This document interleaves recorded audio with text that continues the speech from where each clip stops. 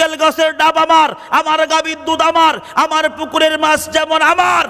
ধর্ম যার যার উৎসব, কোন হিন্দু মুসলমানের তারাবির নামাজে শরীক হলো না, কোন হিন্দু মুসলমানের ঈদগাহে আসলো না, কোন হিন্দু মুসলমানের জানাজার নামাজে শরীক হলো না, কোন হিন্দু শবে কদরে আসলো না, কোন হিন্দু শবে বরাতে আসলো না, কোন হিন্দু মুসলমানের কুরবানিতে শরীক হলো না।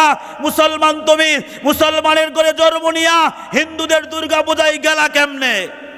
দুর্গা পূজায় যায় আবার স্লোগান দেয় ধর্ম যার যার উৎসব সবার।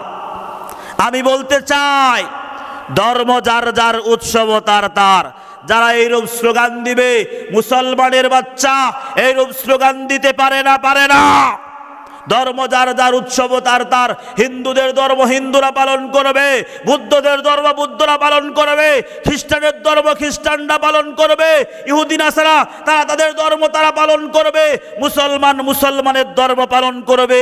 মুসলমান হিন্দুদের দুর্গা পূজায় যেতে পারে, যার যার ফসল সবার, নারিকেল গাছ যার যার ডাব সবার, গাভী যার যার দুধ সবার, পুকুর যার যার মাছ সবার।